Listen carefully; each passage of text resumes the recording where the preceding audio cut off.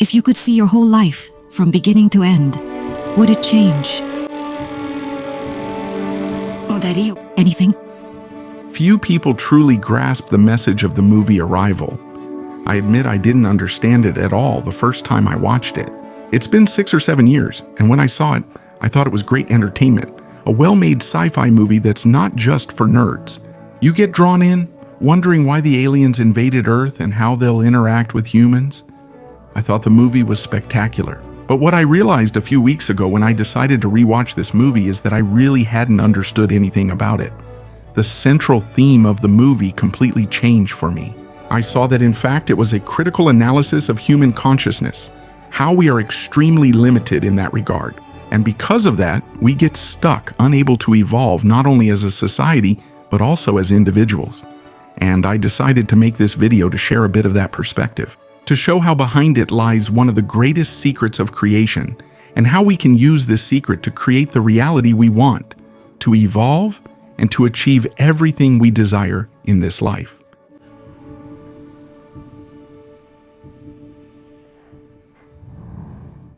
All right, let's go. Let me try to bring you just the essentials so you can get the idea of the movie without giving away too many spoilers or anything like that. Mr. Banks, can you turn the TV to a news channel? The story of the movie begins with 12 alien ships landing on planet Earth at 12 completely random locations. Ships land in the United States, China, and India, raising the mystery. Why did these extraterrestrials come to Earth? And despite them landing in several different countries with different cultures, it's curious because everyone reacts in a very similar way. They react with fear, immediately identify the ships as a threat, call in the armies, surround the area, point all their weapons at them, because everyone thinks they came here to attack us, to dominate Earth, to enslave human beings. This reaction is unanimous, as that's what humans have done throughout history, embracing a culture of power, domination, and the desire to enslave others. No matter which history book or culture you study, this is a constant in our history. We have a protocol for. That's why humans end up projecting this same mentality onto beings that have absolutely nothing to do with us, that come from a completely unknown context, a reality we don't even understand. And this is a clear example of the limitation of our consciousness, evidence that we can't think beyond our culture, our history. But continuing with the story, with all this chaos, fear, and mystery, the governments and leaders decide to try to communicate with the Zeptopods. That's when the movie's protagonist, Louise, enters the story. A linguistics professor is hired by the American military to understand the extraterrestrials' language so they can negotiate, discover their purpose on Earth, and learn what they want from humans. But what we see is that communicating with these extraterrestrials is a huge challenge because there's an enormous language barrier. There's no simple translation here as if they were speaking a different language like Japanese, Chinese, or Latin.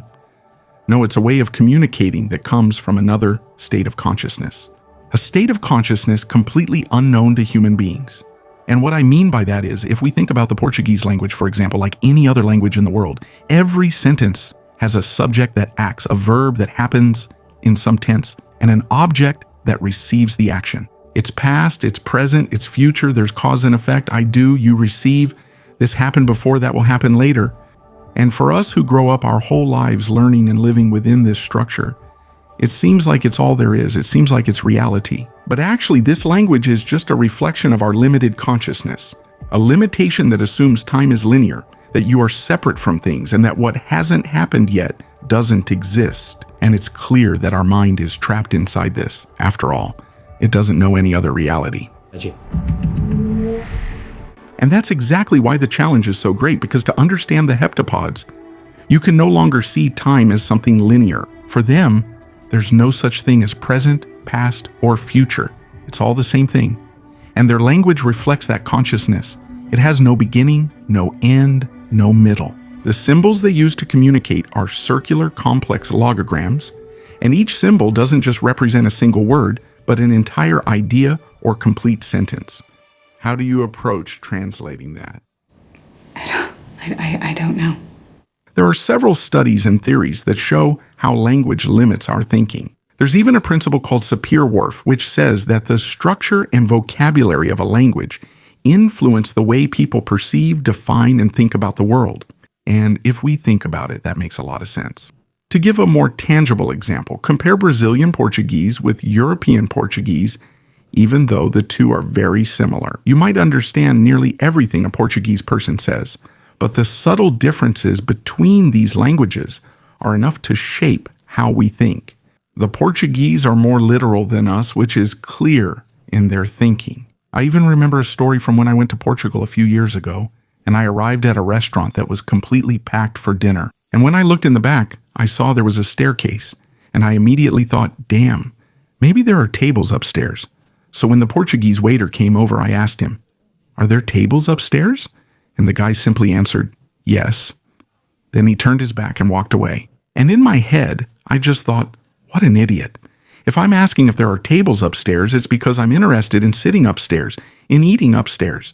That's when I realized why people in Brazil joke about the Portuguese being dumb. They're just more literal than us. But actually, they're not dumber. That's just a language characteristic, a limitation of thought that their language imposes compared to ours. I guarantee that if you, as a Brazilian with the same IQ and the same intelligence you have now, had been born in Portugal, you'd think that way too. And that's the point I want to make. Language determines much more than we imagine. Sanidary. And there's really no escaping it. Because even though we're not born with a ready-made language in our heads as we grow and learn, it's inevitable. Our lives begin to revolve around it so much that it dominates us, becoming not just a way to communicate with others, but also a tool to understand and communicate with ourselves. Just think about it. Any thought or idea you have in your head comes through words. That is, language interferes in absolutely everything we do, but we don't usually see this as a limitation. After all, language was actually fundamental for our development as a species. It's undeniable that it was one of the main reasons for everything we've built in this world, for all the knowledge we have today that has been passed down from generation to generation. And that's even why we think words are everything, that absolutely everything in life can be explained and translated into words. But that's not true. There's that iconic interview by Abu Janra with Clovis de Barros, where he asks what life is, and Clovis tries 1, 2, 3, 4 times and just can't manage to come up with an answer that satisfies Abu Janra. Pain and suffering, if you prefer. And what's bizarre here is that we're not talking about just anyone trying to answer. It's Clovis de Barros, a great thinker, a guy who speaks really well, has a real command of language, a renowned philosopher. But no matter how hard he tries, he can't translate life into words, because life can't be explained. Because language is a representation of reality, not reality itself. So when you try to translate something into words, you're putting a lot of filters on it. And naturally you end up getting further away from what it really is. All right, and that's exactly the provocation that's implicit in the movie. Could it be that we don't realize that language is limiting our consciousness? And more than that, the movie challenges us to think, if we break this language barrier, will we really be able to reach another dimension of consciousness? In real life, I don't know. But in the movie, that's exactly what starts to happen. The protagonist starts to break this language barrier when she actually begins to understand the heptapod's language. Her brain starts to process the world differently. Her mind begins to perceive time in a non-linear way, allowing her to see the past, present, and future all at once. And what we see is that this can be both a blessing in her life and a curse, because in the movie we see her using this for good, but at the same time it also affects her life. And it's exactly from this dilemma that the most iconic line of this movie comes. If you saw your whole life, from beginning to end, would you change anything? Maybe I would say what I feel more often, but I don't know. But, okay, that's enough spoilers so I don't ruin the experience for those who haven't watched the movie. And besides, everything I've brought up so far is already enough for me to talk about the perspective I had on human consciousness. Well, here we go. Recently, I've been diving deep into this spiritual matter. I've been trying out a lot of things. I've been reading a lot about this subject. And what's become clear to me is that we really underestimate the power of our consciousness. We completely accept the limitations that life imposes on us. And by doing so, we end up neglecting all the creative potential of our consciousness. I was actually reading this book here by Neville Goddard. Feeling is the secret. And right at the beginning of this book, in the first paragraph, he already says something very important. The world and everything in it is man's consciousness conditioned in an objective way. Consciousness is the cause and also the substance of the entire world. So it's to consciousness that we should turn if we want to discover the secret of creation. The knowledge of the law of consciousness and how it works will allow you to achieve everything you desire in this life. This is very powerful. This idea is very strong, very important, complex, and very difficult to understand. But let me calmly explain to you what he meant here, because this idea is transformative and it really can change your life. Let's start by thinking about something simple. You didn't choose to be born. You didn't choose the country, the family, the language, the culture, the religion. Everything was already here when you arrived. And even though you didn't choose any of that, it naturally starts shaping your consciousness before you have any ability to question it. This happens to everyone. It's our conditioning, our programming. And what ends up happening without us even realizing it is that our brain with all this programming ends up becoming, as the author Aldous Huxley says in this book here, the doors of perception, a reducing valve for reality. And as he says in the book, our brain reduces reality not just because of a limitation, but because the brain wasn't made to show you absolutely everything. It was made to filter this totality and give you only what you need to survive. And there are several filters we use for this. Language is one of the main filters. Like culture, education, our beliefs, all of them organize the world into boxes. They give names to things, create boundaries between what exists and what doesn't, between what is possible and what isn't. And we grow up thinking these boxes are reality itself. But the truth is, they're just a part of reality, the part that's left after all the filters we've put on things. That's exactly what the movie is showing with Louise. She doesn't learn a new language like someone learning English or Japanese. What happens there goes way beyond that. She learns a new way for her consciousness to operate. But this time, without that whole time perception filter that's part of our conditioning. And what happens when this penetrates her mind is that this filter that divides time into past, present, and future ceases to exist. And as crazy as it may seem, these expansions of consciousness may have already happened to you. Maybe not in such a sophisticated way as in her case. You know how traveling somewhere new can change your perspective when you return? When you read a book and the world seems different? Or when you meet someone and suddenly see possibilities that didn't even exist for you before? If you stop to think about it, in those cases, the reality out there didn't change. You were the one who changed. And with you, everything you were capable of creating in this world changed too. With Louise, it's the same thing. It's the same principle. Reality didn't change at all. But the way she perceives that reality changed. And this change in perception allows her to access and create things that were completely impossible for her before. Interestingly, even though it may seem unrelated, that's exactly what Neville Goddard is saying in this passage I just read. I'll now explore the link between these two theories. But to help you understand this law of consciousness and Neville Goddard's theory, let me first take a step back. Let's start by thinking about the oldest question of all. Where did all this come from? Where did the universe come from? How did all this begin?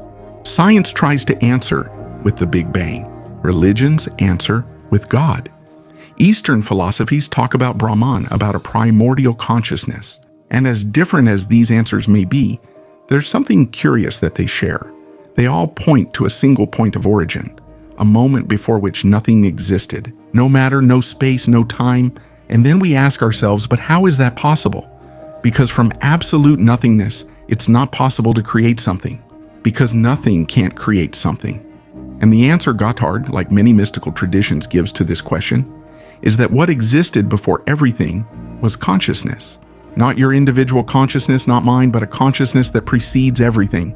A consciousness that isn't trapped in time because time didn't exist yet. A consciousness that has no body and occupies no space because space is also its creation. A pure intelligence, formless, limitless, infinite. This consciousness is what many people call God.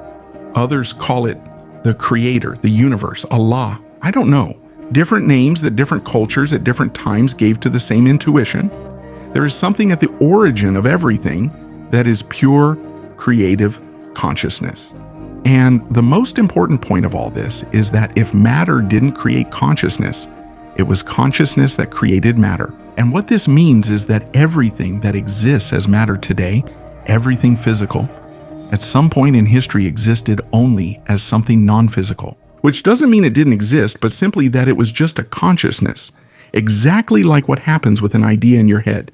It doesn't need to materialize to exist. When it's in your head, it already exists, even if you haven't put it out yet. It was this same invisible consciousness that created the universe, that created this planet, the oceans, life. And life generated conscious beings like us, who in turn started to create other things. The cities, the inventions, absolutely everything that humanity has built.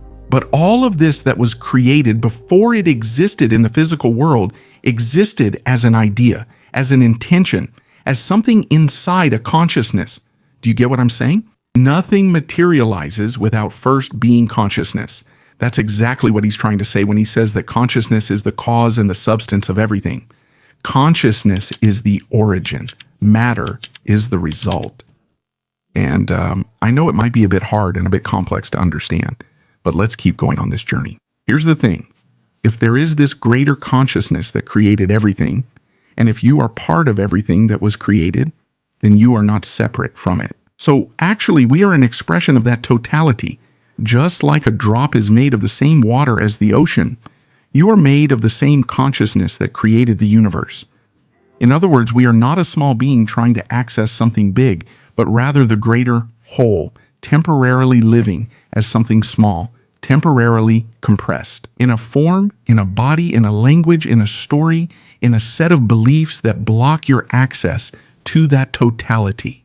And the point is that as we remove these filters, which is a never-ending process because consciousness is infinite, you start freeing yourself from this conditioning. And this liberation doesn't just change the way you perceive reality, it changes what you create in it. Think about what happened to Louise in the movie. The heptapods make her expand her consciousness, and with that, she ends up redefining what she believed was possible. And this inner change of hers has a direct impact on her material life. And I know it's a movie, it's just science fiction, but the principle behind it is very real. Consciousness is the spark that creates reality. Everything that exists in the material world today was, at some point, just consciousness, a formless idea. And before it appeared here for everyone, it already existed somewhere that we couldn't see or measure. And that's why what you carry inside in your deepest beliefs and your truest feelings and what you can't even put into words may not have materialized yet in our linear world, but it exists. And what this means in practice is that you are creating your reality right now, not with what you say out loud, but with what you genuinely carry inside you. Because the universe doesn't respond to your words, it responds to what you are, to the vibration you carry at the deepest level. So the question you should ask yourself at every moment in this life is whether what you're cultivating inside matches what you want to create on the outside. Because believe me, that's where your reality is being created.